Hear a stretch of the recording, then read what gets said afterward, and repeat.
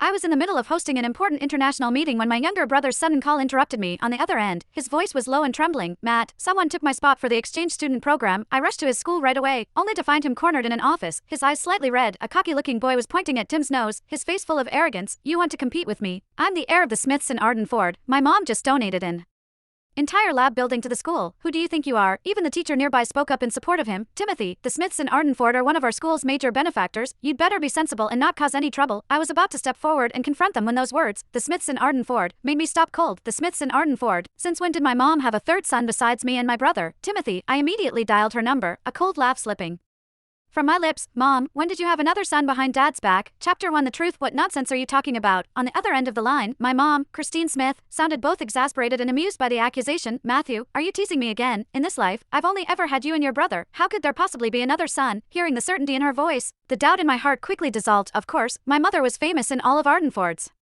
high society as the model wife and perfect mother. Her gentle devotion to my father, Elias Mace, had remained unchanged for 30 years. She was the woman every other rich wife was compared to in our circle. Scandals about women having affairs or keeping toy boys weren't uncommon, but everyone agreed on one thing: Roger Smith would never be one of them. It better be that way, I said coldly, hanging up. Then, I looked up at the arrogant kid in front of me.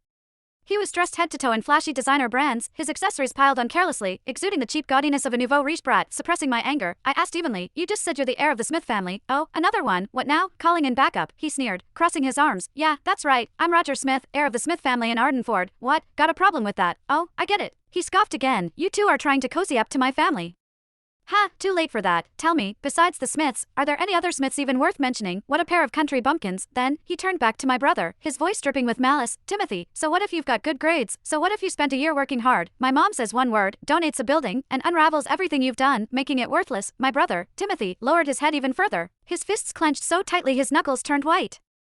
Seeing him endure it in silence, I understood instantly. This Smith kid had probably been bullying my brother for a while now. My father had always disliked ostentation and wanted us to stand on our own abilities. So, Tim and I kept a low profile outside, never revealing our background. But Tim, quiet, focused only on his studies, had mistaken humility for weakness, and people like Roger took advantage of it. I gently pulled him behind me and turned my cold gaze back to Roger. As far as I know, all the paperwork and approvals for the exchange program have already gone through. Replacing someone at the last minute isn't exactly by the rules, is it? Rules? Roger let out a mocking laugh. With a smug grin, he pulled a stack of documents from his bag and waved them in front of me. You mean these? Timothy's application documents. Sorry, never made it to the office. I held onto them myself. Chapter 2. Support. Roger smiled brightly, but the words that came out of his mouth were vicious. So, you see, the final list the school submitted only had one name from start to finish, mine, Roger Smith. No matter how well prepared he was, what good would it do him? As soon as he finished, he tore in half, right in front of me, the stack of documents Timothy had poured countless days and nights of effort into. Matt, Timothy's voice cracked as he shouted, his eyes instantly reddening. I watched